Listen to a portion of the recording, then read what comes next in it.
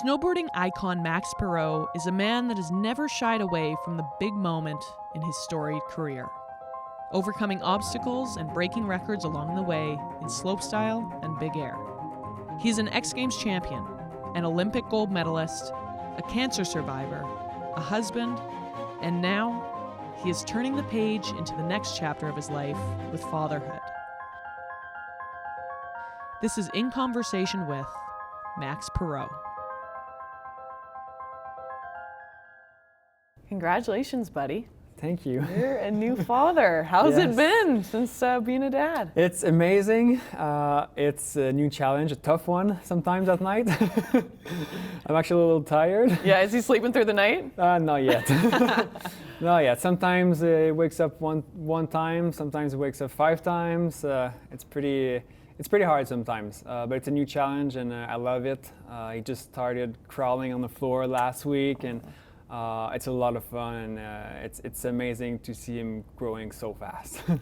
Are all of the cliches true where people say, you know, I didn't know what love was until I had a baby, like it's reframed everything I've done in the past? Well, yes, 100%, because, you know, we're not prepared for that, and, you know, it's a love you've never had before. You know, I can see myself through his eyes. I can see my fiance through his eyes as well. You know, what you are is his whole life at the moment. You know, he wakes up in the morning and he's with you, you know, through the whole day, and he only thinks about you. He smiles at anything that you do, and it's I don't know, it's an amazing feeling. You announced with a gold medal around your neck. I don't even know if you'd remember this. You announced on CBC that you both were pregnant. Yeah. Was it a month before you left for the games? You got engaged. You know, just talk a little bit about the support that you've been getting back home from your fiance. Yeah, I mean, my fiance, Kayla, has been really totally amazing to me. She's been supporting me since the day we met, pretty much. You know, actually, she's actually pregnant right now, so I'm coming back home, and I'm gonna be a daddy real soon. Did that feel like kind of a symbolic close to a chapter or an opening of a new chapter? Well, yeah, 100%, you know, because I'm now a daddy. I'm a daddy for life. You know, you can't go back, you can't change that. This is what it is. So it's a whole new chapter of my life. And, you know, I was ready for it, and that's why we wanted to have a kid and move forward with that. So yes, it's definitely a new chapter, a chapter that brings some new challenges. You know, like this year, you know, my goal was to keep on snowboarding, was to keep on competing every weekend, just like I used to do before. The closer I was getting to the season, the more I was getting anxious about the season and about, you know, going on trips every weekend, having to train the whole week, and inside of me, I didn't want to sacrifice, you know, time with my baby for my sport, which is also my passion, you know. Yeah. But you know, I wanted to be there for my baby this year. Also help my girlfriend with that, because it's not an easy job at all. So I want to be there with her through the whole season. So that's why I made the decision this year to take it off, take a little step back, and be home with my family. It will be really good. And you know, I've been competing for the past 10 years. You know, I've been training crazy the past 10 years. I had my cancer episode as well. You know, it's been a crazy 10 years. So I think it's good for this year. You know, especially on the first year of the Olympic cycle, to, you know, take it more chill, be home, spend time with the family, watch him grow, and next year maybe go back on the stage. Congratulations. It takes a lot of courage in some ways for athletes to take a step back, though, because you've just told me a lovely list of why you're doing it, but there's got to be a moment where you're thinking, oh my gosh, if I do take time off, am I going to come back the same Max Parrot that's leaving the sport? Did you ever wrestle with thoughts like that? Yeah, 100%.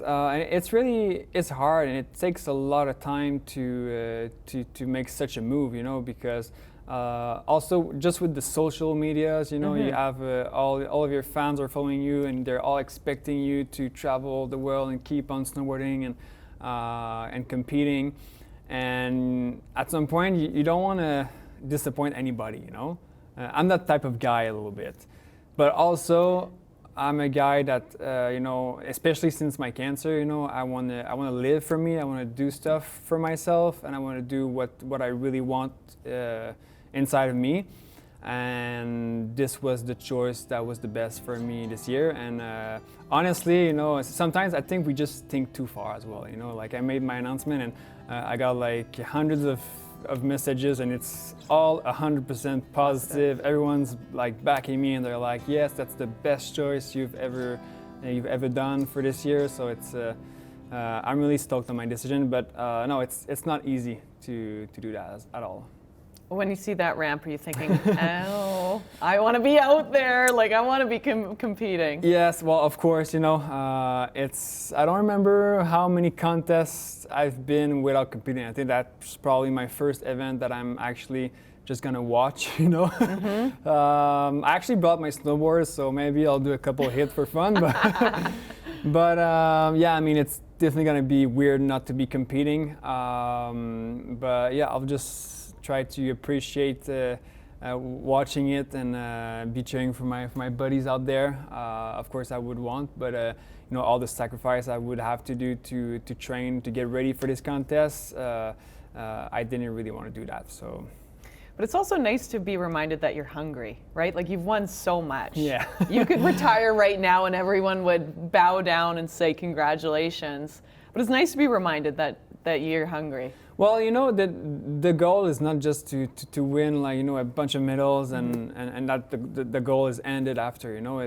I don't compete necessarily just for medals, you know. I compete for everything that's around a competition, you know, the venue, the traveling, the lifestyle around it, to you know, snowboard on many different setups, to see many different fans from all around the world, you know, to compete against the other riders. You know, they bring new tricks, you gotta bring a new tricks to beat them as well. So it's all of that competitive side, that's what makes me hungry. You know, it's not just about the medal, it's really all of what's behind it, and all of how you gotta train and learn new stuff. You know, there's a whole road before winning a medal, you know, so it's really not just about that.